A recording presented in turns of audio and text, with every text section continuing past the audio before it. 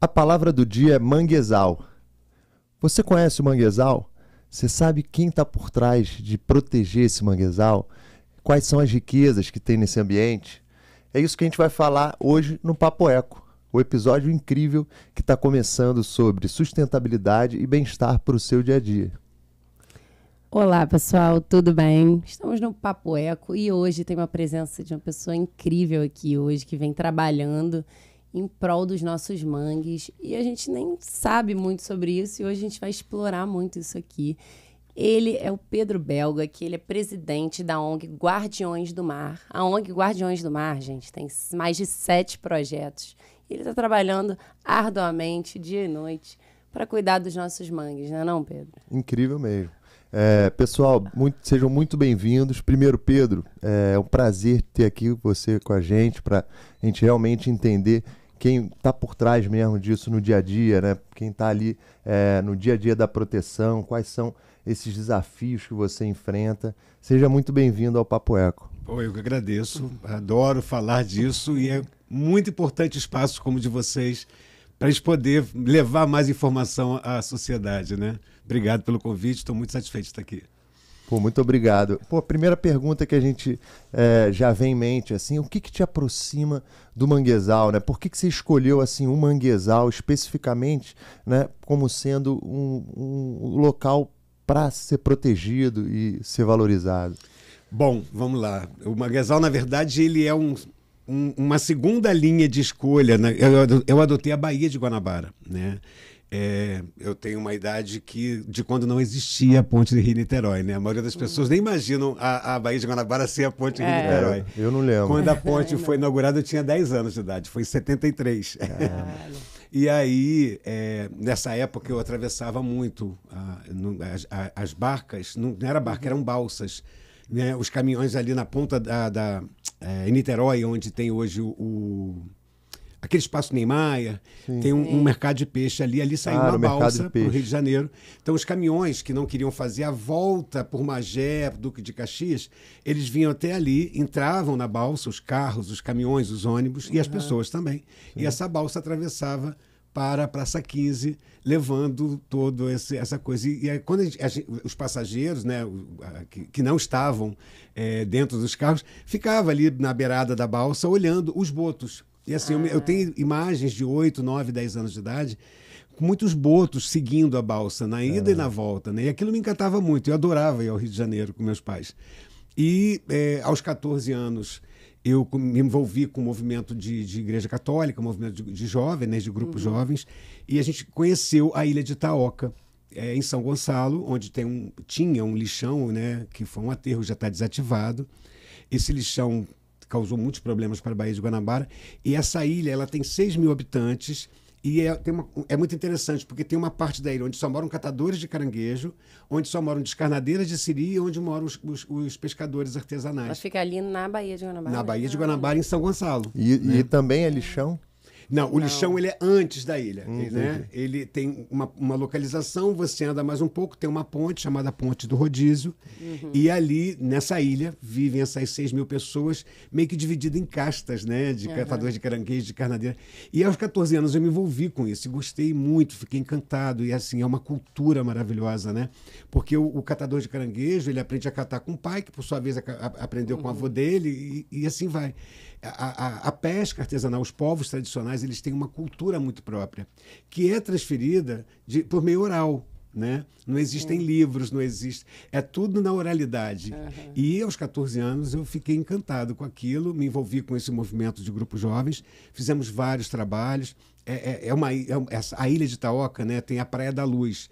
O nome Praia da Luz é muito interessante, porque na Baía de Guanabara, dizem que o melhor pôr do sol é ali, por isso Praia da Luz, né? Tem uma igreja que foi inaugurada em 1646. Então, tem muitos atrativos. E o pessoal só fala da Ilha de Paquetá, né? Pois é, e ela fica de frente para Paquetá, né? Então, toda essa conjuntura histórica, cultural e desses povos, isso me encantou muito, né? E a partir dali, não teve jeito, já faço isso há 44 anos, né? Mas então, assim, ali tem... E a ilha, ela é toda margeada por manguezal. Então não tinha como. Eu tinha todo esse conhecimento empírico de manguezal. E aí você chegava lá inicialmente o quê? Para pescar com o pessoal, para bater papo? Isso não, foi... para levar, tipo assim, levar brinquedo. A gente fazia campanhas de agasalho, de alimento. Uma parte social mesmo. Parte social. Era um grupo jovem, né? Nós éramos, na época, eu estava com 15 anos, nós éramos em torno de 3 mil jovens.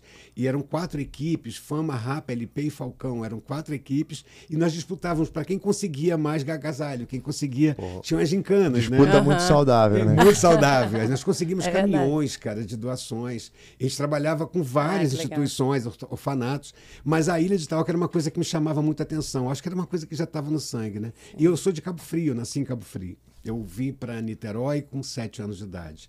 E meu pai pescava, né?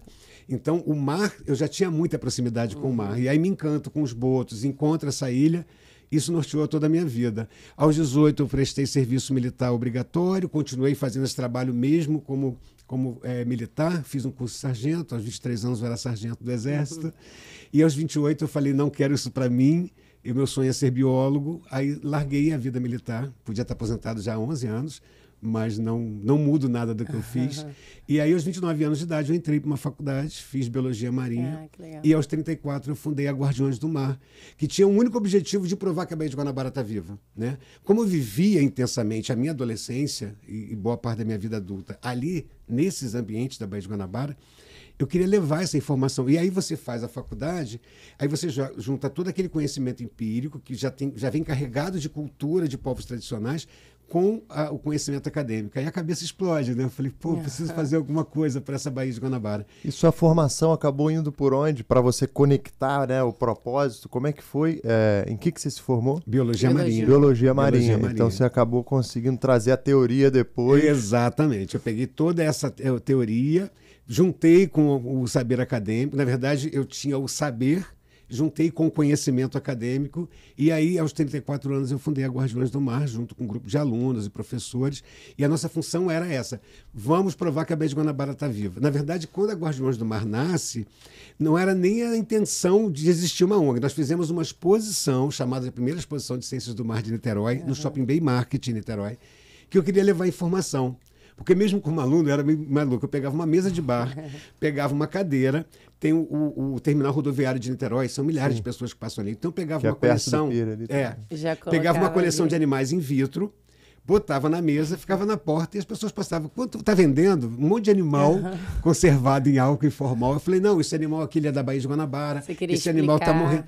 E aí juntava gente, sabe? Disseminar informação. Né? Exatamente. E aí, quando eu vi o interesse da sociedade por uma simples coleção de animais in vitro, né? Animais conservados, e as pessoas, isso aqui tem na Baía de Guanabara? Eu falei, tem na Baía de Guanabara. Uau. E aí aquilo foi tomando um vulto maior, fiz essa exposição, né?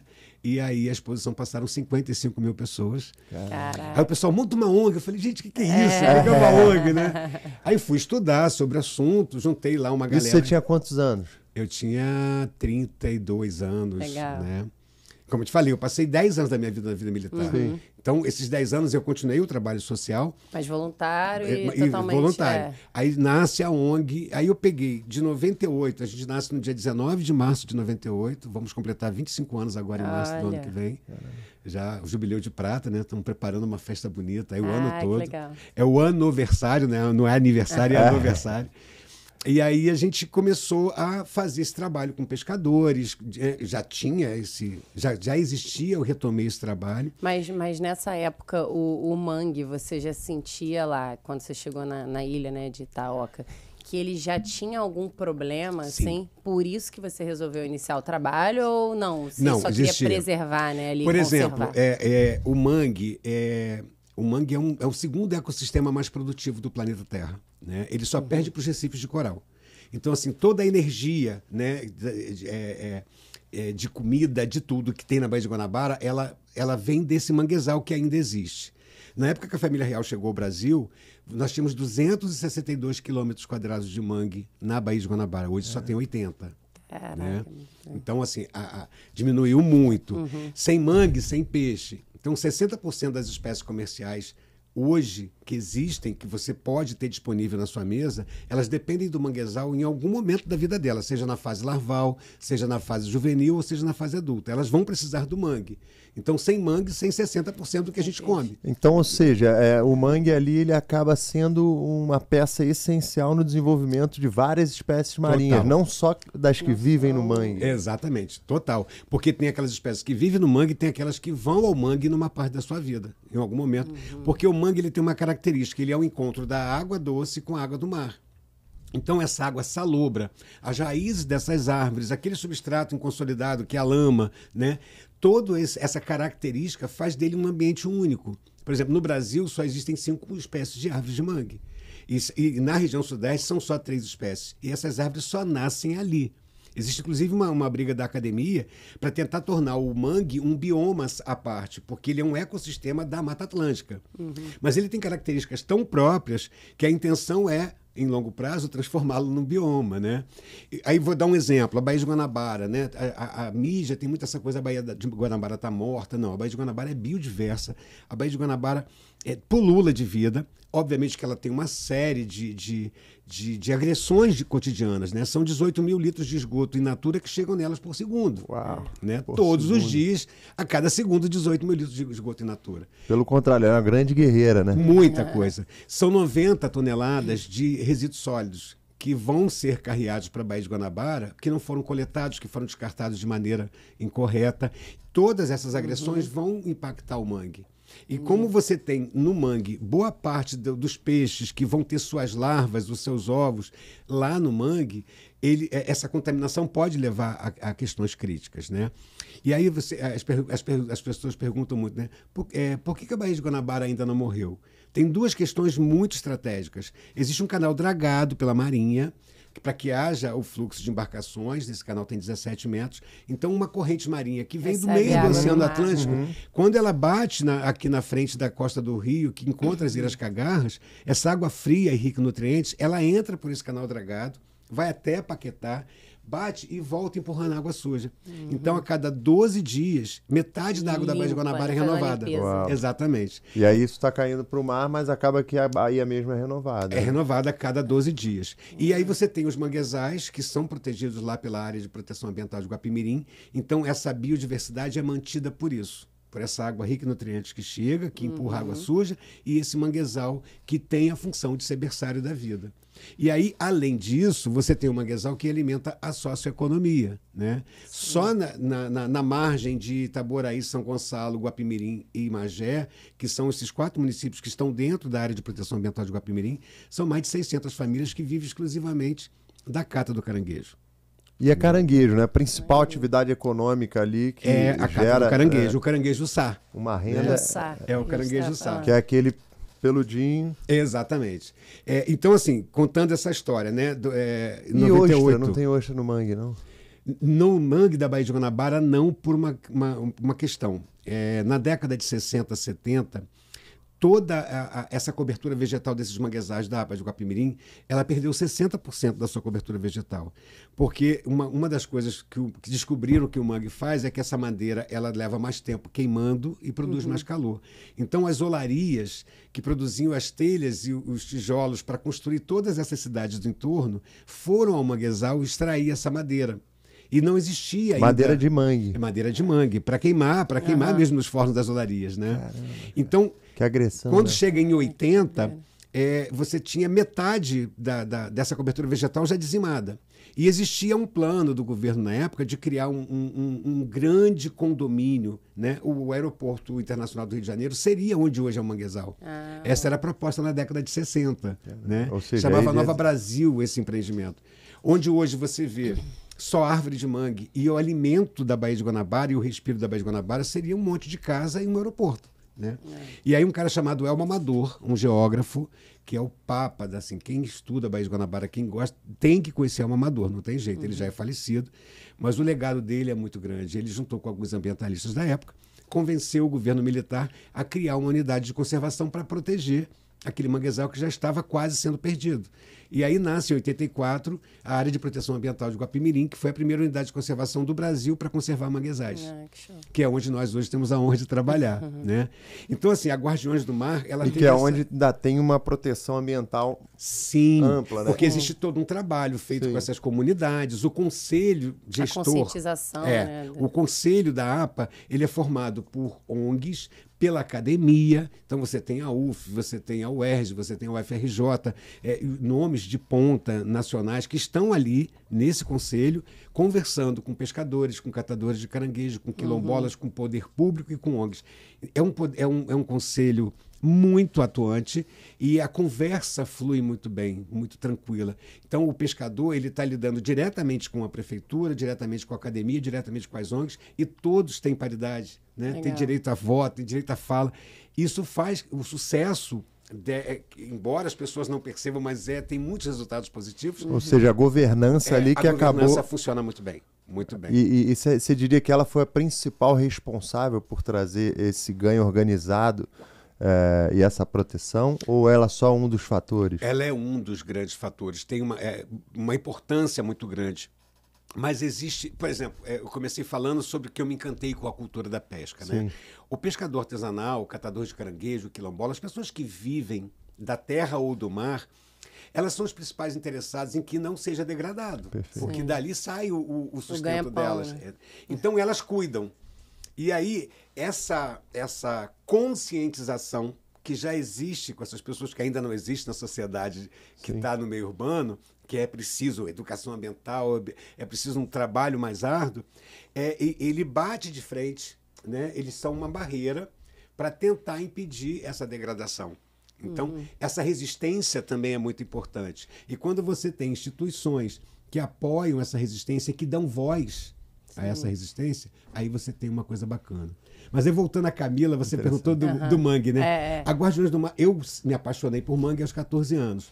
E tive essa trajetória toda. Quando a Guardiões do Mar nasce, em 98, a gente precisava falar de alguma forma. Então a gente bolou uma educação ambiental que levasse informação sobre o mangue, que desse visibilidade a esses povos tradicionais. Mas como a gente depende de patrocínio para poder fazer o trabalho acontecer, nem sempre a gente atua com mangue.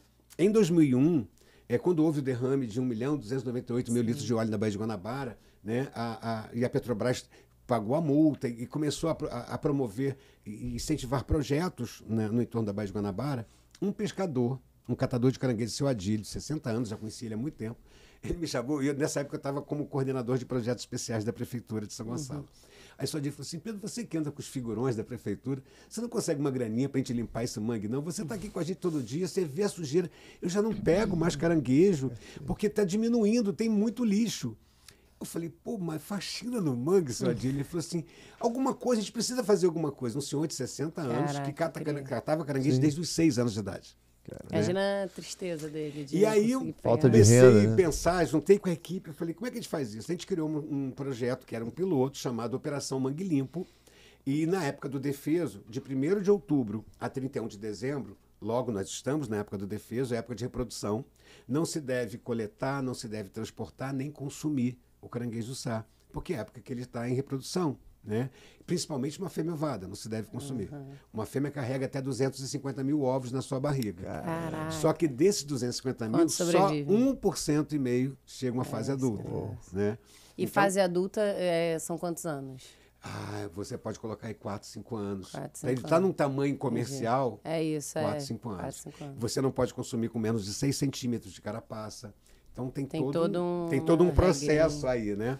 E aí, o seu Adílio traz essa ideia, a gente consegue com a Petrobras o patrocínio para fazer essa limpeza. Contratei adolescentes da Ilha de Itaoca, onde eu comecei meu trabalho, para quando eles trouxessem o lixo do mangue, essa garotada fizesse a triagem, contasse e pesasse. E quando a gente teve o resultado, a gente descobriu que foi a primeira faxina, a primeira limpeza de mangue registrada no Brasil, foi em 2001. Ideia de um catador de caranguejo.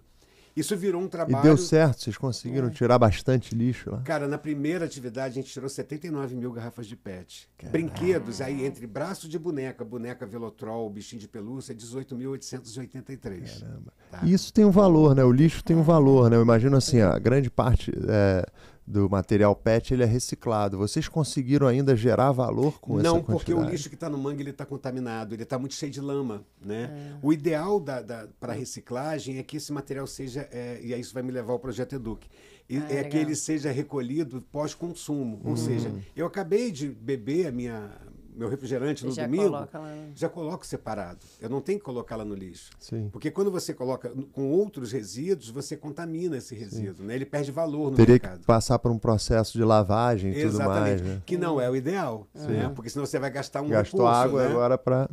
Sim, e até voltando para o mangue, a gente tem casa lá em Atafona, que é perto lá depois de Campos de Goytacazes, Macaé, né, enfim. E ali, quando a gente era pequenininho, né, a gente andava, tinha pontezinha ali no Pontal, e aí a gente passava por cima do mangue e tal. E aí a maré às vezes estava cheia, a gente não via. Estava baixa, a gente via o mangue, tinha os caranguejinhos, e a gente come muito caranguejo, comia, né, assim, lá em Atafona e tal, lá. E hoje, assim, a gente realmente vê que não existe mais o mangue, sabe, lá. Então, assim, isso pra gente é até um choque. A gente não vê mais, não existe mais. Então, lá teve aquela questão do rio também, né, que invadiu e foi levando o mangue. São João. Assim, o nível do mar tá aumentando e eles, não sei se por isso também, né, a gente também, não sabe. Também, né. Então, assim, são vários fatores que também afetam... Como eu te falei, o mangue ele precisa de condições específicas para ele sobreviver. Então, se você tem o aumento do nível do mar, você tem o aumento da salinidade. Essa árvore, essa vegetação, ela tende a recuar. Só que ela vai recuar até um determinado ponto, né? A floresta de mangue, ela é muito vulnerável. Só nos primeiros 20 anos desse século, nós perdemos 20% da cobertura vegetal dos mangues no planeta Terra. Tá? Não é só no Brasil, no planeta Terra. Se você considerar todas as florestas do planeta, os manguezais ocupam só 0,7%. E são tão importantes. E né? são tão importantes. E eles estão num limite de trópicos, porque a temperatura, por exemplo, nós temos mangue do Pará até Santa Catarina, em Laguna. Rio Grande do Sul já não tem mais mangue por conta da temperatura. Lá são os marismas. É um ecossistema parecido. Mas manguezal não tem. E manguezal, eles protegem a linha de costas de grandes eventos climáticos. Por exemplo, um tsunami. Se você tem um manguezal vicejante, ele é capaz de segurar a energia dessas ondas, de diminuir esse impacto e diminuir, inclusive, os estragos. Né? O manguezal, ele é berçário da vida. 60% das espécies marinhas dependem dele, comerciais, em algum momento da sua vida. O manguezal gera muita economia por conta dos povos tradicionais, dos catadores de caranguejo e dos pescadores artesanais. O robalo que é consumido na zona sul do Rio de Janeiro vem lá de dentro da Rapa de Guapimirim, lá no fundo da Baía de Guanabara. Muita gente não sabe disso. Né? Manguezal é filtro biológico, porque você tem... A Baía de Guanabara, ela tinha 50 grandes rios. Boa parte desses rios foram canalizados ou foram corrigidos, né? Porque o ideal de um rio é que ele seja o mais sinuoso possível, principalmente quando ele vem da serra, para que sejam depositados ali todo aquele aparato que vem, silt, areia, argila, galho. Mas aí, político acha que rio tem que ser reto, né? Isso aconteceu muito na Baía de Guanabara, ao longo da sua história. E aí, hoje, são 35 grandes rios que desembocam nela. E esses rios trazem, além do que deveria trazer, quando bate nas costas, desbarracando silt, areia, argila e tal, eles também trazem o lixo nosso de cada dia, né? Esse lixo vem com muita intensidade e eles vão se depositar nos manguezais. São 200 metros cúbicos de água, 200 mil metros cúbicos de água por segundo que chegam na Baía de Guanabara.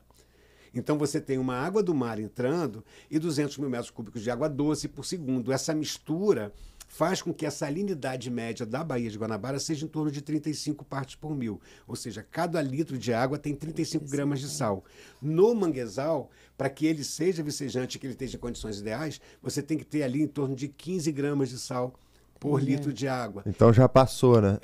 Exatamente. Então você... Por e isso como equilibrar? Como é que fazem para equilibrar e manter o... É o rio e o mar, o encontro do rio com o mar. É isso que equilibra. Entendi. Essa mistura da água do rio, que é doce, com a água do mar, que vem da Baía de Guanabara, mantém uma temperatura ideal, mantém uma salinidade ideal. E aí o que você falou, quando o mar começa a ocupar um espaço que era dele mesmo antes, né?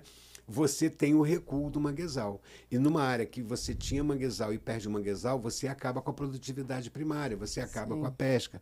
Enfim, você vai trazer problemas sociais, ecológicos e econômicos muito graves. Mas né? você tem uma história, assim, a gente via muito, né, o pessoal vendendo caranguejinho tal. E hoje em dia a gente passa ali e não tem mais esse pescador vendendo esse peixe, enfim, esse crustáceo. Ou seja, aquele trabalhador... Que esse cara, porque que ele ele veio exatamente, fazer, assim? Ele vai ter que virar um pedreiro, ele vai fazer alguma outra coisa da vida, porque ainda mais se ele vem de povos tradicionais, se a família dele tem essa cultura, ele não sabe fazer outra coisa, né? Ele vai ter que reaprender. Né? E ao mesmo tempo, aí você tem... E você viu histórias como essa? Teve alguma que te chocou, que você pode lembrar assim e falar, cara, essa me chocou realmente, assim? Ou essa a gente conseguiu reverter e ele hoje, Cara, a gente tem histórias assim, por exemplo, a ideia do Seu Adílio, voltando ao Seu Adílio, né? Quando ele pede para a gente arranjar um dinheirinho para eles limparem o mangue, isso deu tão certo que isso virou uma estratégia da Guardiões do Mar.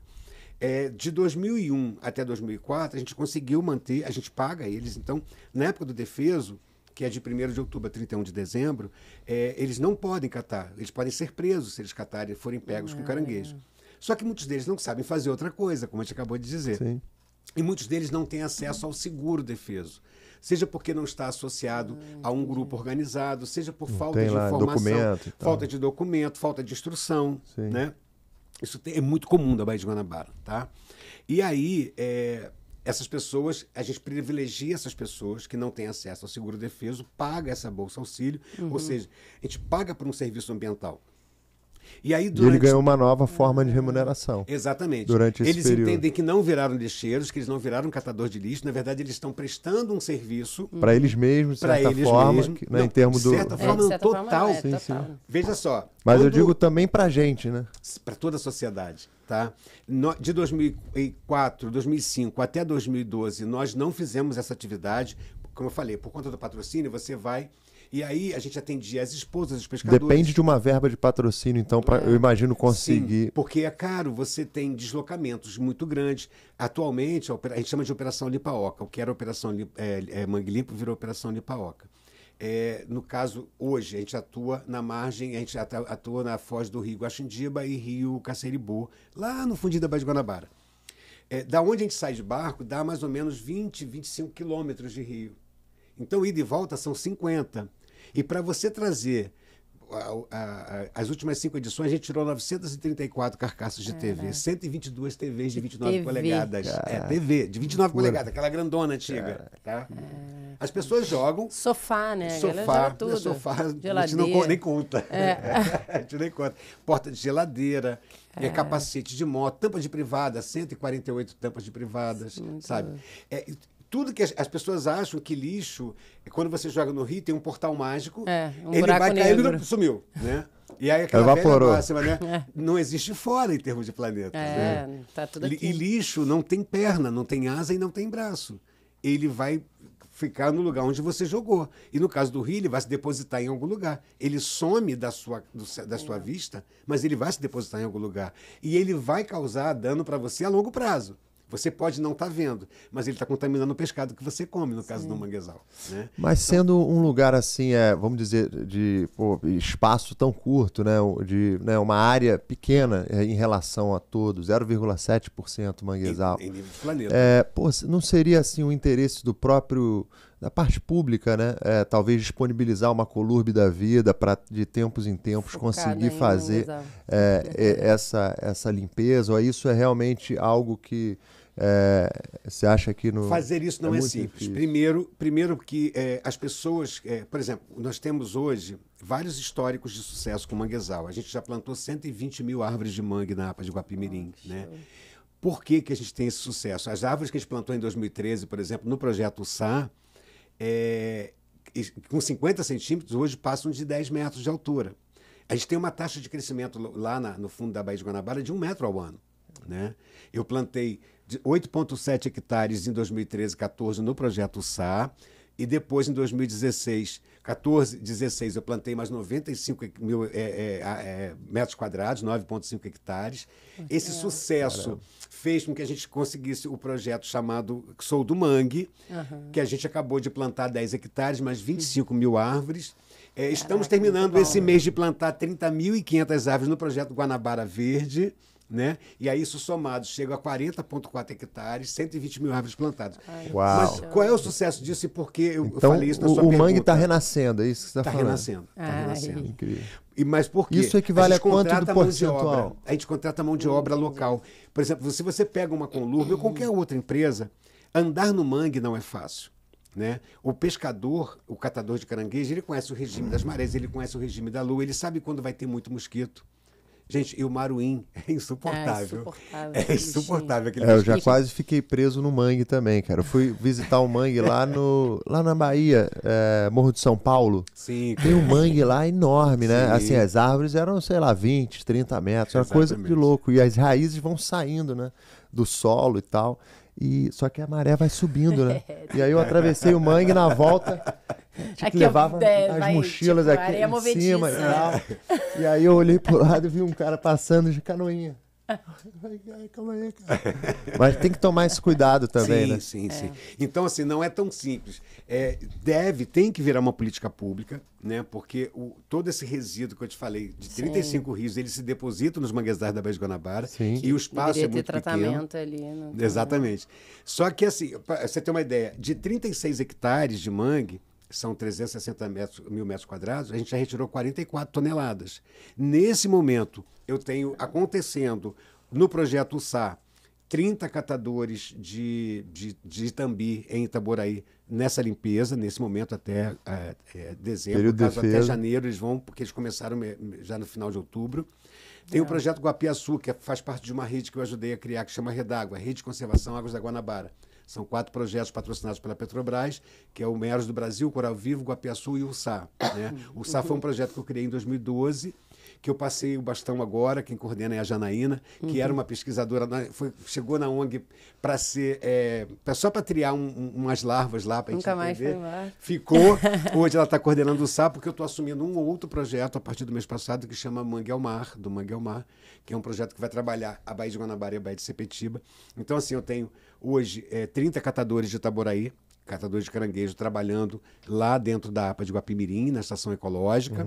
Eu tenho 30 catadores de Suruí, Magé, que é da Associação de Caranguejeiros e Amigos dos Mangues de Magé, começando agora, 1º de dezembro, essa limpeza por 3 meses. E em fevereiro eu começo com umas 30 para fazer por 10 meses, já no projeto do Mangue ao Mar. Esse já é um convênio com a Transpetro. A gente chama de ilha de lixo. Em 2019, a gente conseguiu uma capa do Globo, metade da página da capa é uma foto de um pedaço da Baía de Guanabara, ali na altura entre divisa de Magé e Duque de Caxias. São 20 hectares de mangue.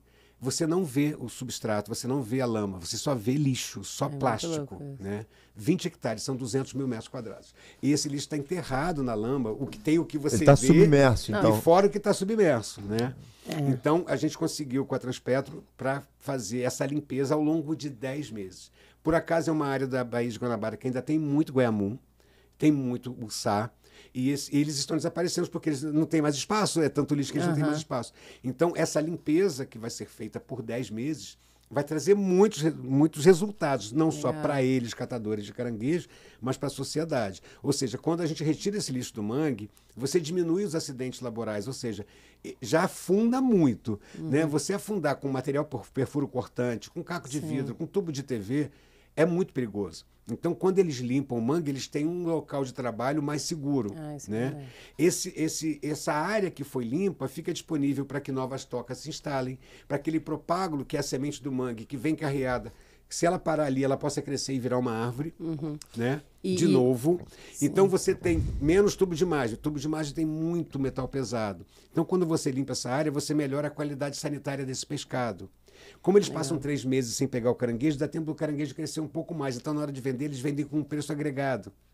Então, os toda a ganhos... cadeia, então, Exatamente. vai tendo Não, ganho. Não é só enxugar. Tem gente, mas isso é enxugar gelo. Eu falei, não, a gente está prestando um serviço ambiental. E a gente paga por esse serviço ambiental quando a gente contrata esse catador de caranguejo, que é ele que sabe andar lá. E os resultados disso são em médio e longo prazo. Não, isso é muito verdade. Eu fui participar de uma limpeza, né, de praia e tal, e você tenta puxar o saco plástico. O saco plástico, ele, né, se divide em 1000 outras partes, tem como. Uma TV, beleza, né, você consegue tirar. Exato. Mas agora o plástico que tá ali, ele vai virando microplástico, então assim, imagina... A bituca, né? O como microlixo. deve ser importante. E aí eu também tenho uma dúvida que eu acho que até levando a gente, né, para essa nostalgia de lá do mangue, de onde a gente tem casa, lá em Atafona. Então você, assim, a gente pode comer caranguejo ou não pode? A gente precisa esperar um período até a situação se regularizar ali? Ou se a gente respeitar essas regras, né, de 6 centímetros, que você falou que eu não vou lembrar, a gente pode realmente comer? Pode. Só para você ter uma ideia, lá no fundinho da Baía de Guanabara, no Recôncavo, né, onde tem ali a margem, a costa de Magé, Iguapimirim, Itaboraí e São Gonçalo, que é a área da APA de Iguapimirim. Só dali saem, todos os anos, entre 1,5 milhão e 2 milhões de caranguejos. Caraca. Tá? O caranguejo sai, ele não está em extinção. Ele não corre esse risco de extinção. Apesar de só 1,5% dessa postura de ovada, né, de ovos, chegarem à fase adulta, ele tem um crescimento rápido e ele se adapta muito fácil. Então, quando a gente adotou o Caranguejo SAI e deu nome a um projeto, e aí é muito engraçado assim, que hoje o nome do projeto SAI ele é mais forte do que o da Guardiões do Mar. Tem gente que acha que a ONG é um projeto da ONG, o SAI. Não, o projeto SAI é um projeto da ONG Guardiões do Mar, né? Que tem uma equipe específica. Mas e aí, quando a gente adota o nome do caranguejo, na verdade, é porque o trabalho do Projeto SAI, ele é um trabalho ecossistêmico. Eu trabalho toda a região, eu trabalho as pessoas que vivem naquela área, eu trabalho o poder público, eu trabalho as escolas, os alunos. Então, o caranguejo é um grande símbolo, na verdade. E pode comer sim, desde que não seja consumido de 1º de outubro a 31 de dezembro. E sempre que você olhar um caranguejo ali em pezinho, a carapaça, se ele tiver 6 centímetros de uma ponta a outra, ok para comer. A gente tem um chaveirinho que a gente coloca, né? Se ficar folgado, tá errado. Show. É uma lei 1950, que não pode consumir menor do que esse tamanho. E evitar comer fêmea ovada, né? Sim. Tem gente que tem tara, não quero uma fêmea ovada, não sei o que. São 250 Pelo amor de Deus, novos né? caranguejinhos que deixaram Lembra de nascer, disso, né? pessoal. Da próxima vez que for pensar em comer uma ova, são 250 mil caranguejinhos Que deixaram de competir, né? E assim, desse 1,5 que chega, aqueles 98,5 que não chegam, eles vão virar comida também. Eles vão fazer parte de toda essa cadeia ecológica. Não está perdido, né? Porque eles alimentaram todo esse meroplâncton, que é aquelas larvas que ficam parte da vida sobrenadando ali próximo à lâmina d'água. Eles também viraram alimentos para Eles outros também animais.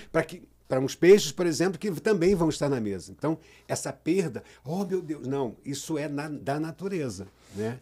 E talvez se 100% chegasse à fase adulta, nós teríamos um descontrole ecológico. Então, a natureza ela é muito sábia, né? Tudo é muito equilibrado. Então, esses 1,5% só que chegam à fase adulta, consegue alimentar toda essa explotação de 2 milhões de caranguejos por ano. E aqui, Pedro, pelo que eu vi já ficou claro pra gente que você está conseguindo recuperar o mangue. Sim. E a minha dúvida seria o seguinte, diante do que a gente perdeu, a gente está muito longe de recuperar, ou a gente já ultrapassou, e ao mesmo tempo entender, é possível tornar áreas que não são mangues, né, através, né, dessas plantações e do trato ali do ambiente em áreas de mangue, ou só é possível recuperar o que a gente perdeu? Veja só, eu vou te dar um exemplo. Em Niterói, Lagoa de Itaipu, né, tem um trabalho bem bacana sendo feito lá de florestação. Por que eu falei florestação? Ali não existia mangue, primariamente, né? Ali era uma laguna e você tinha uma restinga, só que foi totalmente degradado também. E como essa corrente que eu te falei, que entra e empurra água suja, esses manguezais, o manguezal ele se autorregenera através de propágulos, ou seja, você tem uma semente, no caso do mangue vermelho, que tem aquelas raízes fora, né, altas, ele tem que chama de caneta, né? É um negocinho pendurado. Ali você tem uma árvore pronta para nascer. Quando ela se solta da árvore mãe, que ela finca na lama, ali nasce uma nova árvore. Ou, se a maré estiver cheia, ela cai e a água do rio vai dispersar. É assim que o mangue se dispersa. Ou seja, parece que ela que se legal. dispersa de uma forma muito inteligente. É uma estratégia. Sim. É uma estratégia da natureza, né? Porque ela sabe que ela precisa, né, deixar suas crias, né, suas sementes. E aí o próprio rio se encarrega de ir levando essas sementes, tanto do mangue preto, do mangue branco, do mangue vermelho, mais para frente. E ela já tem, parece que ela tem já enfinca na... né? E o peso, por exemplo, a forma, ela já cai de uma forma que o peso está na ele ponta consegue- que tem que enfincar, né? Que ela Pra já que tem uma brote da ponta que aerodinâmica ficou pra ali, cima. né? Pô, Exatamente. incrível. O mangue preto, por exemplo, como eles vivem numa área que é salobra, ela não consegue respirar pela folha. Toda árvore respira pela folha. Qual é a estratégia da árvore do mangue preto? Ela tem raízes que Bota a brotam raiz da pra terra, né? Que essa raiz, ela puxa o oxigênio e leva para a árvore mãe. Porque o excesso de sal que vem, ela excreta pela folha, impedindo ela de respirar. Então, se você chegar numa folha de mangue preto, ela está sempre russa, toda branquinha. Aquilo é sal. O sal que ela retira da água. Ela excreta o sal, usa a água para fazer todo o ciclo da árvore e o oxigênio são daquelas pontas de raízes que a gente chama de pneumatóforos, né? Então o mangue tem umas estratégias muito bacanas, né? Então essa área, não é nem reflorestamento, né? Reflorestação. No caso de Itaipu, que não tinha mangue, e aí um maluco do bem foi lá e esse Criou propágulo, um eu te falei, mangue. É possível esse criar um propágulo mangue, caiu então. pelo rio, foi parar lá. Entendi. Né? A gente tem um trabalho científico que a gente fez em 2013 que a gente prova que as larvas de caranguejo que são depositadas no rio, lá na APA de Guapimirim, elas vão até a barra da Baía de Guanabara. Caraca, Fórum, legal. ali o forte, né? É um sistema Então, só, né? Exatamente. E alguns propágulos conseguiram chegar, se fincaram na lama, deu um brotinho, o cara falou assim, opa, vamos plantar. Então, essa iniciativa desse maluco do bem, tá lá hoje um manguezal começando a aparecer novamente, né? Incrível. Começar a fazer isso em várias áreas? Dependendo da área, você tem que conversar. Geralmente, toda área de manguezal, a gente chama de área de preservação permanente. Mesmo que não seja uma unidade de conservação, mas ela é de preservação permanente, deve ser cuidada. Então, sempre que você for fazer algum trabalho em área de preservação permanente, você deve procurar a prefeitura, ou tentar entender se ali é uma unidade de conservação, seja ela municipal, estadual ou federal, para que isso seja acompanhado e até para que você possa registrar os Sim. resultados. Mas aí, nesse caso, numa área que não existia, ele teria criado, então, uma área de proteção permanente, a Sim, partir do momento exato, que ele criou o exato. mangue? Porque quando houve a abertura da Barra da Lagoa, que a água salgada entrou, mudou todo o equilíbrio daquele espaço. Então, foi propício para que o manguezal nascesse, porque a água ficou salobra. Né? Antes não, era só água doce, então você não ia encontrar manguezal ali, você ia encontrar outra espécie. Mas quando abre, toda essa dinâmica começa a acontecer e o cara percebeu, pô, tem um propágulo de mangue aqui, viu que uma ou duas árvores, e hoje você tem já um manguezal lá. E cresce rápido, assim, quando a gente fala assim, pô, vamos fazer um manguezal então, vamos fazer esse Eu trabalho. estava falando aqui, né, Dá que a pra árvore gente- cresce 10 metros. 1 metro ao ano. 1 metro, É, 1 metro ao ano. Então, Isso no fundo da Baía de Guanabara, que tem as condições ideais. Uhum. Porque, por exemplo, é preciso... Por exemplo, quando a gente planta, né? Você viu, eu falei de 40,4 hectares. E isso é feito por catadores da Cooperativa Manguezal Fluminense e pescadores. Quando a gente roça, e as partes que estão carecas, que é onde existia mangue antes e ele não existe mais hoje, é porque focaram áreas muito grandes, 100 mil metros quadrados, 12 mil metros quadrados. E aí a vegetação oportunista chegou, cresceu mais rápido e não deixou o mangue ocupar. E a gente tem áreas lá no fundo da Baía de Guanabara, na APA, muito ocupadas por samambaia do mangue, e ela cresce muito junta, e aí qualquer propágulo que tente nascer não tem luz. Então aí o mangue não viceja. Quando a gente chega, a gente tem que roçar isso tudo, e toda aquela parte morta da planta que foi roçada, ela é mantida, a gente chama de serrapilheira, para manter a umidade. Então, dependendo de se Tem você um for preparo plantar... da terra ali. Exatamente. Se você for plantar mangue numa área que não tenha vegetação, a lama, em períodos de verão muito intenso, tende a ficar muito seca. Isso prejudica o crescimento. Aí você não tem essa taxa de 1 metro ao ano. Tá? Isso a gente consegue no fundo da Baía de Guanabara, porque você tem as condições ideais. Quando a gente roça lá a vegetação oportunista, a gente mantém aquela proteção para que a lama continue úmida, para que o solo continue úmido, né? Essa é a ideia. Mas pode e deve ser feito. A gente começa esse trabalho do projeto Mangue Doce, que é um projeto com a Fundação Boticário, que é idealizado por um pescador. A Guardiões do Mar é só a proponente, né? A gente só apresentou como CNPJ, mas o Edmar, que é um pescador da Ilha de Itaoca, que pensou o projeto, eu apenas dei um formato para ele. Ele vai ter essa característica. A gente vai cultivar abelha sem ferrão, a gente vai colocar 30 enxames no mangue. E aí parece ser uma inovação, né? Já tem isso acontecendo, já tem na Baía de Guanabara, né? A dona Creuza lá e o esposo dela já tem até rótulo. Como é que é isso? Você bota você bota a criação, bota aquela casinha de... Você bota o enxame e a abelha já está lá, né? E a abelha sem ferrão, então assim, não tem perigo nenhum, né? Não tem problema nenhum. Mas qual é, assim, para quem está nos assistindo em casa, qual o principal objetivo? Seria gerar uma nova fonte econômica ou uma fonte de renda? Você tem a abelha. Ou tem alguma abelha de alguma forma? Ela também vai ajudar na dispersão. No próprio mangue. Do próprio mangue. Antes do propágulo tem a flor. E a abelha potencializa isso. Né? Então além de o mangue cresce mais rápido. Exatamente. Além de ser uma nova fonte de renda.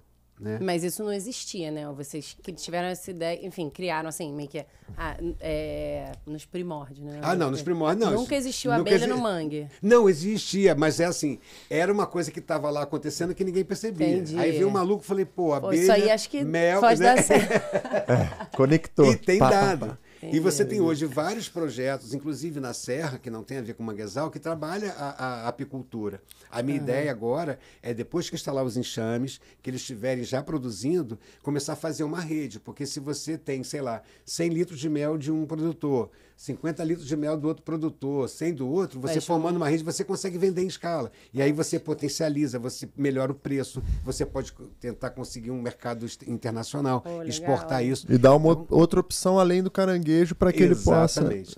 Todas as atividades da Guardiões do Mar, a gente costuma dizer na ONG que o órgão mais importante do bolso do corpo humano é o bolso, tá? Porque ninguém vai proteger a natureza se estiver passando fome, cara. Se você vê teu filho passando necessidade, você tá se virou sobrevivência.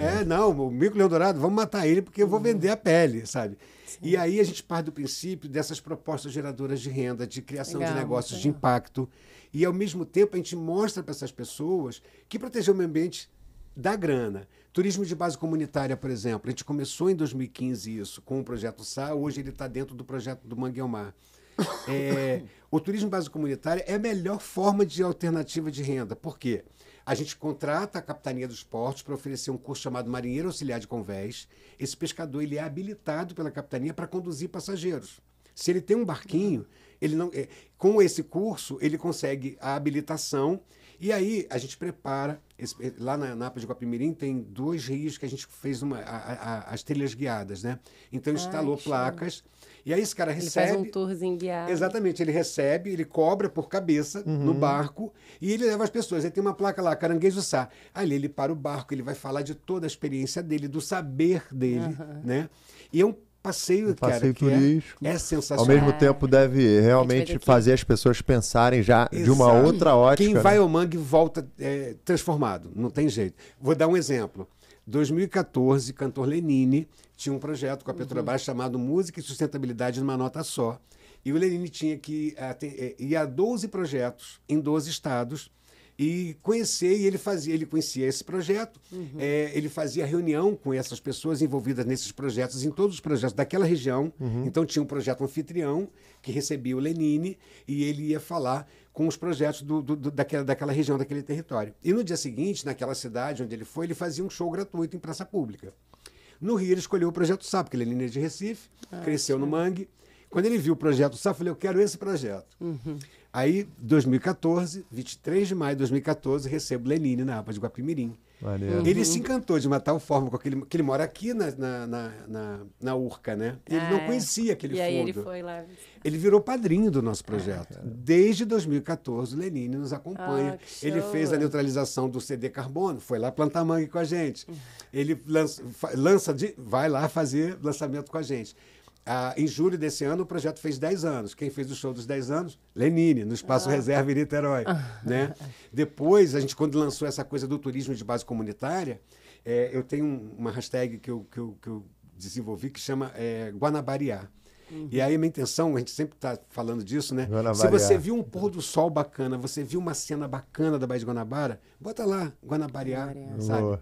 Porque já falam tão mal dela, vamos usar Sim. uma coisa positiva. E aí a Fernanda Abreu adorou essa ideia. Aí leva a Fernanda Abreu, o George Israel, Pô, tudo a ver. para conhecer o manguezal. Cara, e foi muito engraçado. A gente tinha assim, uns horários muito apertados, né?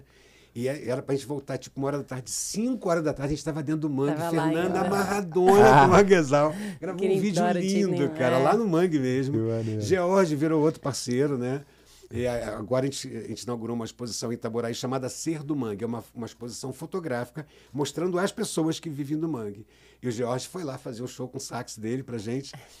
E aí os pescadores maneiro. amarradões, Nossa, né? Foi uma gente. festa linda. Os que posaram para foto, os outros parceiros lá no coquetel com a gente, curtindo o sax do George. Maneiro. George é outro também que adotou o Pô, e tem Guardiões. apoio dos artistas, né? É, Dos outra artistas, coisa.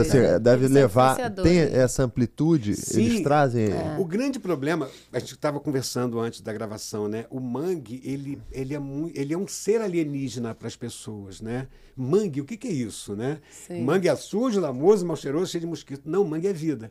E aí, quando você tem uma equipe de educação ambiental aguerrida, que leva, a gente criou a turminha do Sá. Então, todos esses animais que vivem no mangue, a gente tem os personagens, né, bonitinhos, para tentar encantar as crianças de 8 a 88 anos, para entender essa dinâmica. Legal. Então, se você tem uma equipe de educação ambiental, se você tem uma equipe de pesquisadores bacana, você tem o patrocinador que alimenta isso, que faz com que você potencialize esses resultados. E se você tem um artista que fala para milhares, aí é legal. Né? E qualquer um pode visitar e combinar de fazer esse Pode, tour? Para é. quem está assistindo a gente. Pode, a Cooperativa Manguezal Fluminense, ela tem, eu não vou ter o telefone de cabeça, Não, mas eu beleza, passo para depois a você gente depois, bota no- tá? no- Tem uma rede chamada Nós da Guanabara, ela é formada por catadores de caranguejo, quilombolas, por pescadores artesanais e agricultores familiares, né? A rede de economia solidária de Magé, que é coordenada lá pela Jandira, você tem artesanato local, Legal. você tem muita coisa acontecendo. Você pode até entrar em contato com a APA direto, porque a APA vai direcionar para um desses grupos. Entendi. É uma rede formada por essa galera toda, chamada Nós da Guanabara, e na rede Nós da Guanabara tem a cooperativa Manguezais da Guanabara e a cooperativa Manguezal Fluminense. São as duas mais antigas, né? A Manguezal Fluminense é desde 2008, que já faz esse trabalho Então de já dá levar. pra ter essa O que a gente experiência. fez foi potencializar. E dá pra fazer né? esse tour também, ir lá plantar Dá. com o Lenine e tal. Dá. Lenine, eu espero que ele escute esse podcast, porque o Lenine agora está cultivando abelha também, né? E em breve ele vai estar no mangue com a gente para conhecer essa dinâmica das abelhas do que manguezal. legal. Né? Eu não duvido nada que a Fernanda Abreu lance já uma música, né? Guarabara. Cara, a gente está contando com isso. A gente está não? contando com isso. A gente está contando com isso. Ela é muito. Essa galera é muito legal, né? E assim, você manda um WhatsApp, pô, Fernando, eu queria gravar um vídeo para Aí pedir já- ajuda para a APA. Ela, o que você quer que fale? E aí, imediatamente, ela já faz e manda. O George é a mesma coisa, sabe? O Jorge a gente faz live com a gente. E aí a gente fala, pô, Jorge, eu queria fazer um show. Vamos lá, vamos lá, vamos lá. E aqui, a nível Brasil, assim, quando a gente fala em mangue, tem algum mangue, assim, que é o nosso maior mangue? Tem. Ele tá onde? Pará. No Pará. A maior área contínua de manguezais do planeta Terra está no Brasil. Oh. Nossa, sabe quem é paraense? É. Aqui. Fala Sério? aí. Ele é. Cara, o norte do Brasil, né? As árvores de mangue lá chegam a 40 metros de altura, que estão próximos do trópico, né? Do Equador Sim. e tal. Então, assim, quanto mais próximo do Equador, maiores são as árvores, mais luz, mais energia e tal. Mas, assim, o norte do Brasil, a maior área de mangue protegida do Brasil está lá em cima, no norte. Mas é o que? Lá pra aquela área da ilha dos búfalos e tal? Todo esse litoral. Todo o litoral do Pará, então Todo é o manguezal. litoral. Todo o E- litoral. e- Tem um projeto chamado Mangues da Eu ia Amazônia. perguntar até se lá tem algum Tem, trabalho. Projeto Mangues da Amazônia, são parceiraços nossos, fazem um trabalho lindo, eles também têm o patrocínio da Petrobras. Ah, legal. E eles estão cuidando dos manguezais lá, né? Porque não pode descuidar, tá bonita, mas tem que ficar vigiando, E né? tá legal? O pessoal tá conseguindo preservar lá? Tá, é engraçado que eles lá têm poucas áreas para restaurar, bem poucas mesmo, porque o mangue é vicejante. E não Então, deve ter uma o que população eles tão fazem grande lá, né? e tem, mas Tem. aí eles têm essa parte de educação, de reconhecimento da cultura, de fazer a sociedade que está urbana entender aquele processo daquelas comunidades que são ribeirinhas. O pessoal do Mangues da Amazônia faz um trabalho bem bacana. Mas sim, Nordeste, Ceará, tem uma boa área de mangue. Lá no Ceará tem o pessoal do Ecomuseu Natural do Mangue, que são parceiros nossos. Em 2018, a gente estava num congresso e eu conheci esse pessoal do Ecomuseu Natural aqui na Bahia de Ilha Grande, né? A gente estava lá em Ilha Grande, nesse congresso, e a gente conversando, não sei o que, eles gostaram dessa ideia de limpeza de mangue que a gente faz, voltaram para o Ceará, vamos fazer aqui também, aí começamos a falar. Aí eu falei, Pedro, vamos fazer uma limpeza nacional? Vamos. Aí a gente juntou 11 instituições amigas, parceiras, em 4 estados. No mesmo dia nós fizemos uma limpeza, nesse dia essas 11 instituições conseguiram recolher 5 toneladas, numa única manhã, assim, em vários lugares. 5 toneladas e tal, tranquilo, só 5 toneladas. Só isso. E aí, a gente gostou disso. Aí eu falei, vamos virar uma rede? Aí a maluca da Fabiana, lá no Ecomuseu, falou assim, vamos fazer. E a gente começou a juntar um monte de amigos, pesquisadores. Nós éramos 11 instituições em 4 estados. Hoje nós somos 48 instituições e pesquisadores em 11 estados. E aí existe a Rede Nacional de Manguezais. Julho, nós vamos fazer um congresso de conservação e restauração de manguezal em Niterói. A gente vai trazer essa galera toda, sabe? Os maiores nomes da pesquisa de manguezal, Marília Coelho, Yara Schaffenovelli, Clemente Coelho Júnior, Herminda Couto. É uma galera linda que, sabe, eles são academia pura, mas eles nutrem a gente com essas informações. Todos no mesmo propósito. Todos que abraçam a Exatamente, causa. E a gente quer juntar nesse congresso um dia para a academia, um dia para o poder público e um dia para as comunidades tradicionais. Legal. A gente discutir todas as vertentes e olhares para o mangue, né? Vai ser em julho, porque dia 26 de julho é o Dia Mundial de Proteção dos Manguezais, né? Então a gente vai fazer em julho por conta disso. E a ideia é ter lá, e vai ser um congresso, como ele é patrocinado, né? Ele vai, é do projeto do Mangue ao Mar, que tem um convênio com a Transpetro. A ideia é abrir inscrições gratuitas para todos. Perguntar isso, qualquer um pode participar. Qualquer um vai ter, a gente vai fazer as inscrições via rede social. Vai ficar bonito. A gente está tentando que seja em Niterói, no Espaço Reserva, porque tem 460 lugares, né? E como ele vai ser gratuito, eu acho que vai lotar. E a gente vai trazer os maiores nomes da pesquisa, né? E deixa Então eu te já perguntar fica também. ligado aí, pessoal. Qual o dia? Só para reforçar. Vai 26 ser de... uma semana antes do dia 26. A gente está negociando aí, depois eu passo Lá, informação fica pra você. ligado aí, então já acompanha o Pedro para ficar ligado. Exatamente, as redes sociais da E gente, te perguntar né? também uma outra dúvida. Ele perguntou aqui a nível Brasil, né? Assim, sobre os mangues do Brasil. Mundial, assim. Tem algum que chama atenção aqui? Tem os Sundarbans, os mangues da Ásia são lindos, né? Todos eles estão com problemas, mas você tem mangues Ainda mais a muito- Ásia, que também acho que tem muito turismo. E Exato, muito, exato. acho Na que lá- Índia, né? Você tem tigre no mangue na Índia, né? Caraca, Tem- que louco. É imagina muito isso. doido. Olha o mangue daqui, o máximo que você vê é capivara, né? Não, lá a coisa é mais dark. O mangue assim. pode ser perigoso também, Mais hard. pessoal. Não é tudo tranquilo, não. Não vai Mas ser que bom toca que o caranguejo. tigre tá lá que o pessoal não vai fazer besteira. É né? mesmo. Lá deve estar mais difícil, deve estar mais preservado lá. Né? Já, com certeza. Ah, é. Com certeza. O tigrão daquele lá, né? Mas, pô, eu tô saindo aqui, assim, com um pensamento positivo, porque eu vejo que existe já esse trabalho de reflorestamento, né? Pelo visto, existe uma proteção no nosso maior mangue também, existe uma rede, né, das organizações que já estão trocando, imagino, aprendendo e trocando práticas positivas, né? Sim, muita coisa. Pô, a muita gente coisa. pode dizer assim que hoje a gente está conseguindo retomar o que foi perdido, ou a batalha é dura e a gente ainda está tentando conseguindo, sobreviver? tá conseguindo, Então a gente tá já está conseguindo. avançando, né? Eu sou um otimista por natureza, né? E assim, ontem mesmo eu estava fazendo uma apresentação para o pessoal da UENF, da Universidade Norte Fluminense, na Semana Nacional de Tecnologia, e aí teve uma mesa ontem só sobre povos tradicionais. E toda apresentação que eu faço, o meu último slide é uma pescadora de Itaboraí, a Nazaré, e o nome do barco dela é Esperança. Eu adoro. O barco dela é lindo. A gente tem uma foto linda dela, né? Com o nome Esperança, assim. Eu sempre termino com isso. E assim, hoje, vendo a Renamã, sabe, vendo o envolvimento dessas comunidades tradicionais, a Confrem, que é a Confederação Nacional de Povos Tradicionais, que inclusive o coordenador nacional da Confrem, ele é meu amigo, mora em Itaboraí, ele administra, ele representa mais de 2 milhões de pessoas na costa brasileira, passando por quebradeira de coco, indígena, quilombola, sabe, todo tipo de povos tradicionais. Essa galera abraçou. E aí você tem, em 2012, quando eu criei o projeto SA, eu ficava assim, né? Porque a carteira de projetos ambientais da Petrobras tem só essa megafauna carismática, fofofauna, né? A minha pesquisadora odeia que eu falo Fofofauna. fofofauna. Mas, pô, tartaruga, baleia, golfinho, albatroz, mas né? é fofo, Aí né? vem esse louco aqui, eu vou cuidar do caranguejo, né? Pô, caranguejo, cara, você olha, já vê a fumacinha saindo, a cervejinha gelada do lado. Mangue, mosquito. Falei, não, mas a gente precisa. E aí, em 2012, há 10 anos atrás, ainda era muito assim, tipo, só nego louco mesmo para falar de proteção dessa área, né?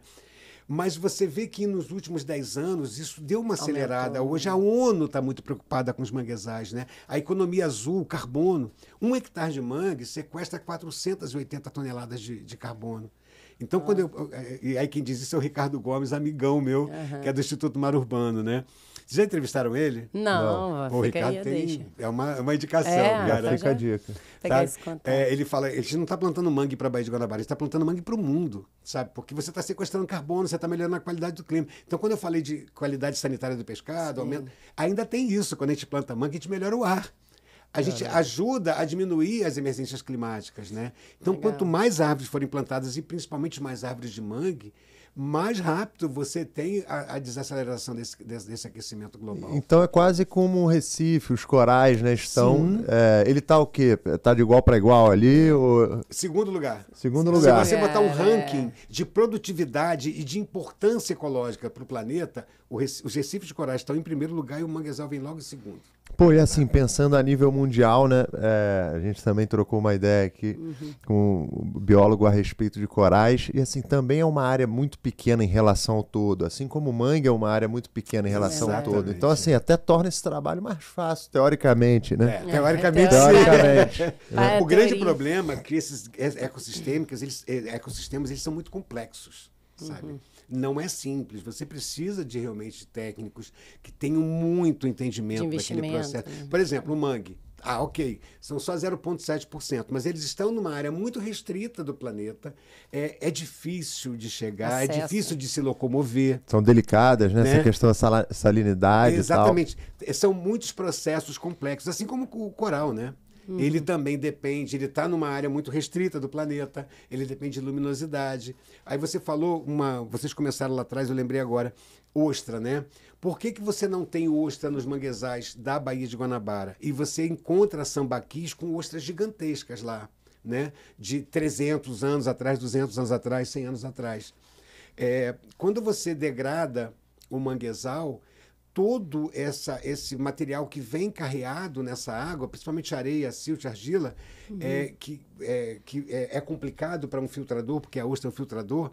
Você degrada o manguezal, essa água ela fica mais turva e com muito mais particulado em suspensão.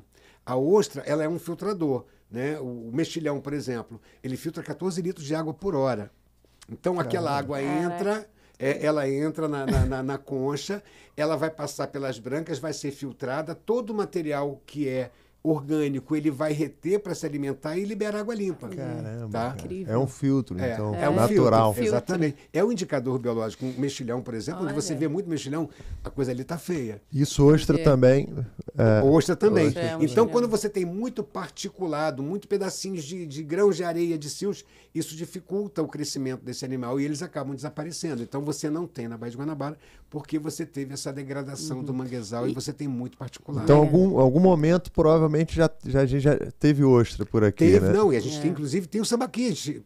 Quando a maré está muito baixa, tem pontos lá que você encontra muito, que os indígenas você vê lá que são aquelas áreas que ninguém se alimentava daquelas ostras. E são conchas bem grandes. E até aproveitando o tema, né, de animais que vivem nos manguezais, a gente escuta muito falar do caranguejo, que nem você falou, né? Sim. Quais são os outros animais lá? Que você falou que tem até capivara. Capivara, bastante capivara lá. Jacaré do papo amarelo. né? Que legal. A APA tem esse trabalho de reintrodução, pego por aí andando numa avenida qual de vez em quando tem aqui no recreio. E esses que são capturados, eles geralmente vão lá para o fundo, para a APA de Guapimirim, tem o veterinário lá que vai fazer todo esse processo. O colhereiro rosa é uma ave linda. Uma ave. Né? Ali na APA de Guapimirim são 242 espécies de aves. Caramba. Dessas, 2 não são endêmicas, inclusive tem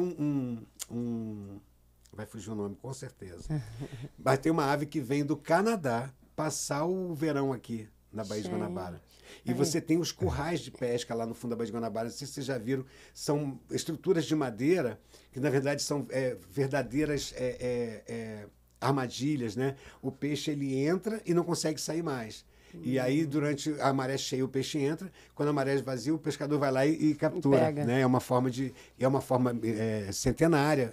Foi aprendido com os indígenas. São esses currais. Eles são proibidos hoje porque usavam a madeira do mangue para fazer. Então, até 2008, os currais que existiam puderam permanecer. E de 2008 para cá não pode ter mais nenhum.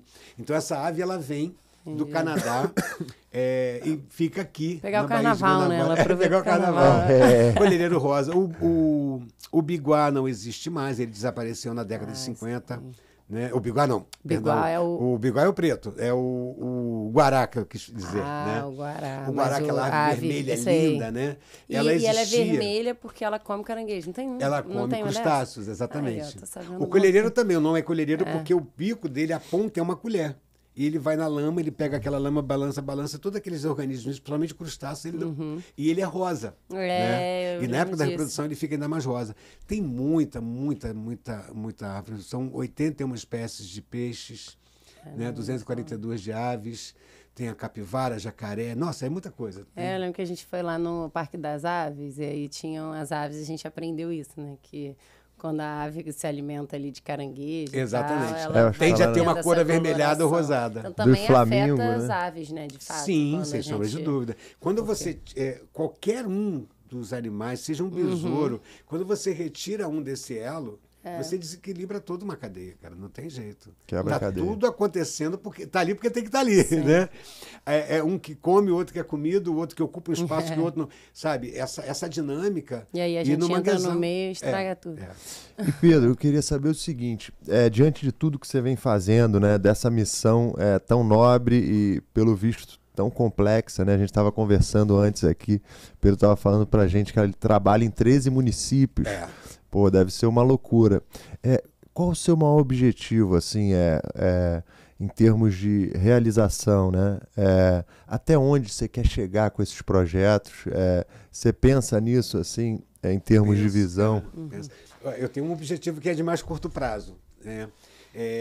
A Ocean Pact é uma empresa de marítima, né, que trabalha no mar, com acidentes e tal. Ela patrocina o projeto Guanabara Verde. A gente está entregando agora 12,2 hectares, 30.500 árvores plantadas. E aí o dono da Ocean Pact, ele estava na conferência da ONU em Lisboa e ele falou que ia plantar 1 milhão de árvores, né? De mangue. E aí eu estava aqui na Local Experience, na Mariana da Glória, e na mesa com ele, ele falou assim, olha, nós vamos plantar 1 milhão de árvores com o Pedro. Eu falei, opa, Aí eu falei, você sabe quanto é isso em hectares? Aí ele falou assim, não. Eu falei, Fernando, o Flávio, são 400 hectares. E aí, não existe essa disponibilidade na Baía de Guanabara, 400 hectares. Mas, numa conversa com a APA, com os analistas ambientais, a gente tem fazendas hoje que estão improdutivas, lá no fundo da Baía de Guanabara, que só dão prejuízo para os seus donos. E a gente já está agora numa negociação, o Ocean Pact está montando aí um consórcio de empresas para poder adquirir essas fazendas e transformar numa reserva particular de patrimônio natural, para a gente plantar mangue e criar um polo de turismo de base comunitária, ou seja, você ter 400 hectares de mangue, isso vai fazer com que a Baía de Guanabara volte bem próximo da cobertura vegetal que ela tinha quando a família real chegou ao Brasil. E nesse meio tempo, nesse espaço, ter um local onde você possa... você está domingo, eu quero comer um caranguejo. Vai ter lá um restaurante de comidas típicas feitas pelos próprios pescadores ou catadores de caranguejo, uma área nesse mesmo espaço de manejo dessas espécies. Então você pode levar seu filho para ver um jacaré de papo amarelo numa área controlada, que depois ele vai ser devolvido para o ambiente, ele vai ter aquela área de transição, a capivara, uma lojinha com souvenir, o passeio, você vai chegar, você vai ter vários barcos aí disponíveis, com vários horários para você chegar e agendar, eu quero conhecer os manguezais, quero levar meu filho para ver os botos da Baía de Guanabara, porque esses passeios vão até os botos, que é ali perto da área. Então, esse é meu sonho atual, né? Pô, já tô doido por aí. Plantar 1 milhão de árvores na Baía de Guanabara em parceria com essas empresas e com a APA de Guapimirim, com esses pescadores. Pra você ter uma ideia, é um projeto que a gente imagina que seja aí de uns 8 anos, com mais de 100 pessoas envolvidas da comunidade, plantando, cuidando, criando. A APA vai instalar uma trilha suspensa que você vai poder, não precisa pisar na lama, é uma trilha de 1,5 km que está linda, sabe, nos moldes dos Everglades, o projeto arquitetônico está maravilhoso, sabe, está muito bonito. Então esse é meu principal objetivo. Eu não costumo pensar muito a longo prazo, não. A Guardiões do Mar, por exemplo, quando ela foi criada há 25 anos atrás, eu só queria falar para as pessoas que a Bahia estava viva. Criei 8 cooperativas de reciclagem, criei 3 cooperativas... Quando foi lá na rodoviária e tal. Exatamente, Pô, era só isso. Depois disso foram 3 cooperativas de artesanato. Formei muita gente, muito professor. Tivemos uma base em Florianópolis. Ajudamos a criar uma rede nacional. Hoje, 40,4 hectares de manguezais, a gente deve chegar, ano que vem, a 80 toneladas de resíduos retirados dos mangues. Então, assim... Itaoca, como é que ficou? Cara, Itaoca hoje a gente tem só um único problema. A gente está voltando para lá com o projeto Mangue Doce, né? Mas a gente tem hoje um problema com o poder paralelo bastante complicado. Mas é um pescador de lá, o projeto foi idealizado por ele, então isso facilita muitas coisas. Então a gente está retomando para Itaoca. Tem outras dificuldades também no meio do caminho. Se você me perguntasse há 25 anos atrás o que eu esperava da Guardiões do Mar, eu ia dizer que só queria falar que a Bahia estava viva. Mas são mais de 1 milhão de pessoas que passaram por nós nesse período. Caraca, incrível. Né? Escrevi tem revistinhas. Caramba. Enfim, assim... Hoje eu deito a cabeça no travesseiro e falo, cara, eu morrendo hoje, eu acho que a minha parte eu fiz pela Baía de Guanabara. Olha, só eu chamei a atenção. Centenas de hectares já recuperados, muita gente já já tem até abelha, crescendo de abelha. Exatamente. Então, assim, eu não costumo pensar muito para longo prazo por conta disso, porque... a vida, ela é muito louca, né, cara? Você planeja, eu quero chegar ali, aí de repente alguém te chama e você olha, isso aqui é legal, sabe? Então, eu procuro planejar por períodos que são factíveis e que são fáceis, né?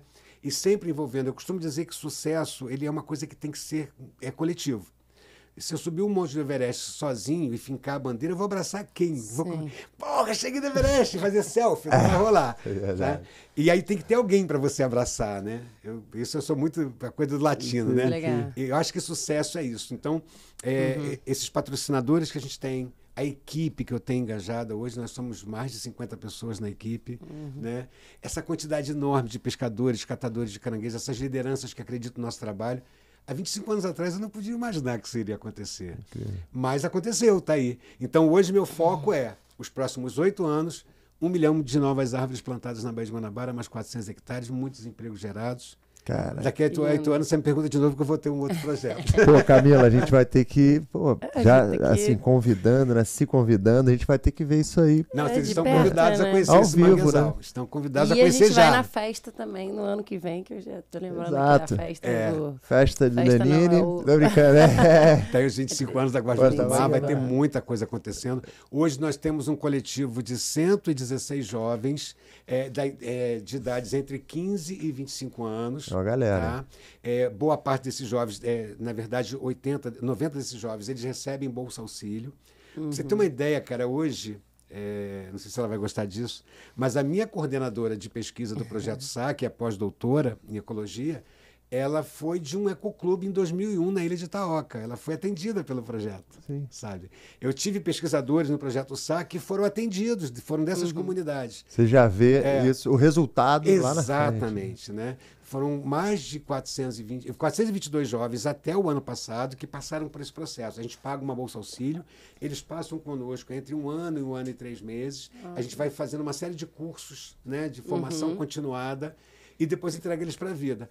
O projeto Eduque, aqui em Duque de Caxias, isso que eu ia perguntar também, na primeira fase dele, que foi 2018, 2020, a gente tinha 15 jovens, eram 5 comunidades atendidas, então eram 3 jovens de cada comunidade e 5 agentes ambientais, um de cada comunidade. Esses adolescentes, eles eram formados por nós, eles iam de casa em casa mesmo, bater no portão, falar sobre resíduos sólidos, falar sobre comunicação de risco, a importância de, ali em Caxias, por exemplo, tem um polo petroquímico, né? Então, não queimar lixo em área de dutos, sabe? Não usar os tanques de reservação para poder nadar, porque é perigoso, aquela água é uma água bruta. Então, essa garotada, eles foram preparados para isso, ao mesmo tempo que a gente também preparou as lideranças, ao mesmo tempo que eu tinha uma equipe indo nas escolas falar disso tudo. E esses adolescentes, eles conseguiram sensibilizar 163 domicílios que passaram, ao invés de jogar o lixo fora, o material reciclável, separar. E aí os agentes ambientais, que eram 5, a gente comprou aqueles triciclos adaptados, eles iam de porta em porta e coletavam esse material, que era pesado, triado e doado para os catadores de material reciclável. A gente fez um piloto de 3 meses, foram 7.171 quilos e mais uma tonelada que a gente conseguiu nas escolas. E isso deu muito certo e agora a gente está voltando. Antes eram 5 comunidades, agora são 8 comunidades, são 24 adolescentes, 15 a 17 anos e meio, recebendo uma bolsa para atuar em Xerém, Campos Elíseos, Saraiva, Jardim Primavera, Parque Império, sabe, Bom Retiro, toda aquela região ali de Duque de Caxias. Não é só mangue, tá vendo? Ele também está. Porque, veja só, em Campos Elíseos tem o Rio Iguaçu, que ele vai desembocar na Baía de Guanabara. Por acaso, essa ilha de lixo que eu estou falando, ela é na desembocadura, ali na foz do Rio Iguaçu. Então, está tudo interligado. Sim. Né? Quando a gente estava, não sei se a gente falou no ar, a gente conversou antes, né? Isso eu tenho a pergunta, aproveitar. Pegar o problema na raiz dele, né? Exatamente. Então é isso, né? Exatamente. Beleza, é claro que, né, o trabalho de recolher lixo e hoje... Precisa, mas você precisa fazer a prevenção, se você, for ali num problema, num real problema, a gente... Precisa fazer a prevenção. E aí uma dúvida, a partir do momento que você nem tem esse trabalho e já todas essas organizações, esses projetos que dão conta e cuidam desse mangue, você ainda depende, por exemplo, da Baía de Guanabara não ser poluída mais do que está sendo, ou uma redução disso, que eu imagino, né, que tem a questão da salinidade, da poluição. Sim. Você, por exemplo, o canal do Cunha, ali próximo ao UFRJ, por exemplo, é uma área que está tão assoreada que a água não circula mais. Então, todo esse trabalho ele precisa ser feito em toda a Bahia, ele precisa ser estendido para toda a Baía de Guanabara.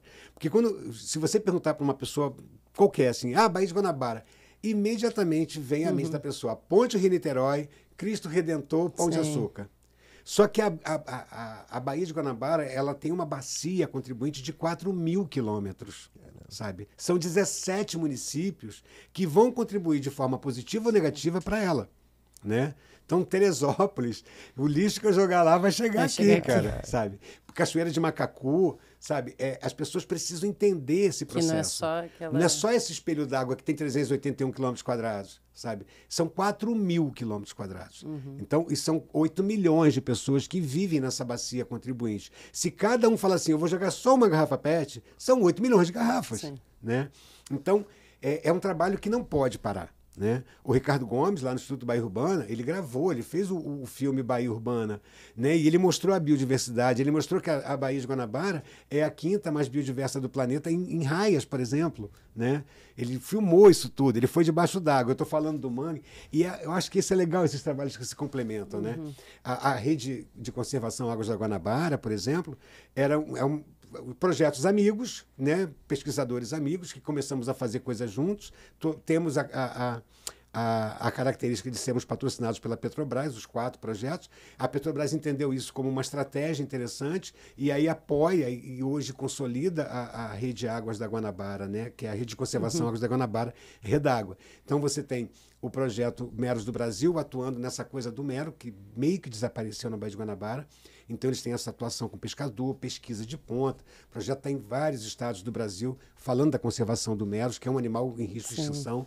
Você tem o projeto Guapiaçu, que está na serra, plantando árvores. Aí eu brinco que eles plantam água e a gente planta vida, né, no mangue, né? E tem o projeto Coral Vivo, que tem todo esse aporte de organização, de educação ambiental. Então, é uma rede que está atuando. Então, você, juntando essa galera toda... Aí volta ao barco da Nazaré, esperança. Ganha uma força danada. Dá uma força pra gente. Legal. E Pedro, qual o recado, assim, porque a gente acaba, né, terceirizando muito nossos problemas e tal, e como você falou, são 8 milhões de pessoas.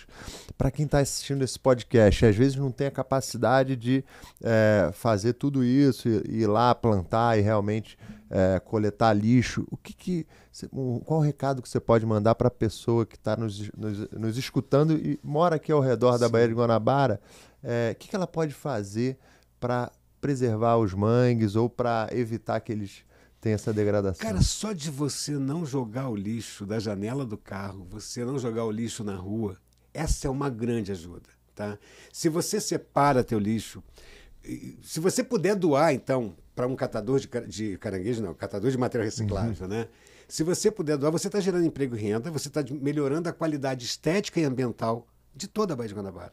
Então, você está com uma latinha, tudo bem, tem que jogar na lixeira, mas se você puder separar e doar, putz, cara, isso é demais, cara. E ainda ajuda outra pessoa. Exato. Aquilo que é teu lixo, Então é o lixo, vai virar né? Acabou renda. que é a questão do lixo mesmo, né? Porque assim, eu faço uma brincadeira com criança, quando eu faço palestra para criança, eu pego um copo descartável, aí pergunto, o que é isso? Aí a criançada, é um copo descartável. Aí eu amasso e falo, e agora? É lixo. Eu falei, não, é um copo descartável amassado. Esse é o grande problema da sociedade. Aquilo que não me serve mais é lixo. E não é. Aquilo que não me serve mais pode ser reaproveitado, pode ser reutilizado ou pode ser reciclado. Sabe? Então, aquele copo descartável, ele ainda não é lixo, eu não joguei na lixeira, só é lixo quando vai para a lixeira. Então, se as pessoas entenderem que um agasalho que não está mais afim porque comprou um mais bacana, sabe? Um brinquedo, e aí voltando ao Projeto Edu, que a gente criou lá, né? E foi o Vlad, um educador ambiental nosso que deu esse nome, o nome do projeto é Eduque, e a gente tem uma moeda chamada Educoin. Então, tem a cédula de 1 Educoin, 2 Educoins e 5 Educoins. A equipe de educação ambiental e a equipe de dinamização, né? Que a gente faz bazares nas praças também. A gente avisa com antecedência, então a galera separa esse material reciclável em casa, ou cata mesmo na rua, a criançada cata, e aí tem aquele dia que ela chega na nossa casa de câmbio, leva aquelas bolsas com garrafa PET, com latinha, frasco de shampoo, e aí a gente faz lá a conversão, eles recebem o Educoin e vão no bazar e compram um brinquedo, livro, que legal. sabe? E a gente está negociando com a Aquarri agora para que isso compre entrada da Aquarri também, o Educoin. Show, Então, incrível. você tem hoje, o projeto faz 5 anos, agora dia 29 de novembro, o Projeto Eduque. A transformação em 5 anos é imensa. Você tem uma galera muito mais... Está sujo ainda? Tá. Você não muda. Educação é um processo que leva décadas, né? Mas aquelas pessoas que estão diretamente ligadas a nós, cara, a transformação é absurda. E aí a criançada hoje já fica ligada, vê o material, ela já cata, porque sabe que aquilo vai na casa de câmbio e troca por um Educoin, por 5 Educoins, por 10 Educoins. Né? E empresa que quiser contribuir para o Educoin, como é que ela faz? Pode doar, cara. Pode entrar. Tem o nosso Instagram, Projeto Eduque Oficial. Entre em contato lá, porque a gente precisa muito dessa coisa de brinquedo, de agasalho, livro. Final de ano chegando, aproveitar para fazer essa limpa aí no seu armário. Exatamente. Né? Se tiver em boa qualidade, gente, olha só, a garotada vai adorar. E você, com a doação de um brinquedo usado, você está ajudando a limpar as ruas. Olha só que doideira. E onde que doa, Pedro? Aí a pessoa pode entrar em contato pelo Instagram lá e a gente pode recolher. Perfeito. Né? Perfeito. Pô, ainda vai recolher, pessoal. Tá maravilha. Cara, pô, por isso que esse papo é tão bom, né? Esse papo eco, cara. Falar com pessoas tão fodas assim, cara.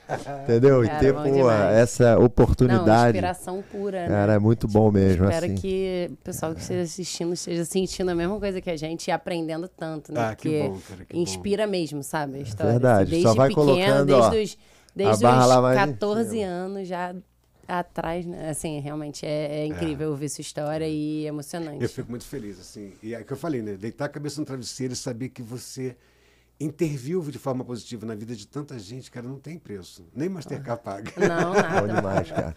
Pô, pessoal, espero que vocês tenham gostado desse episódio. Esse episódio foi muito legal.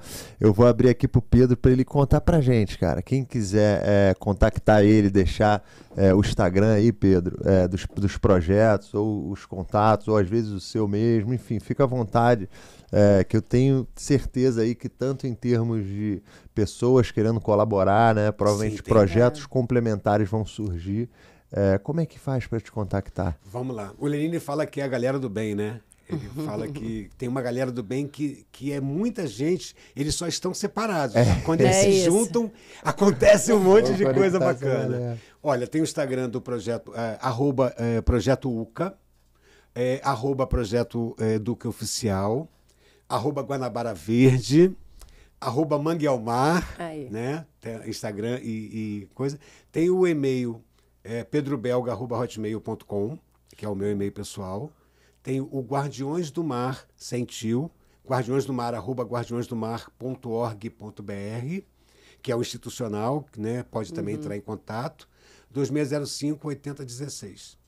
Pô, isso aí. excelente. Várias formas de me achar. Quando você isso. estiver pensando assim, cara, será que eu dou conta de um projeto social? Você lembra que, pô, tem aqui o Tem Pedrão gente que tá que dá conta fazendo de 6, 7, 10, não oito. sei, já perdi até a conta, em 8, 13 porque a gente acabou de municípios. editar vai mais com um. educação ambiental, então acaba sendo um contrato à parte, 8. Pô, maravilha, vendo? cara. Muito É obrigado mesmo por essa A gente oportunidade, vai ter essa que te chamar troca. de novo, porque faltou assunto aberto pra Tem gente falar. tem Se assunto a gente mais- ficar aqui, dá pra fazer Como uma a gente falou no websérie. início, né? É para falar de mangue, a gente pode passar o dia inteiro.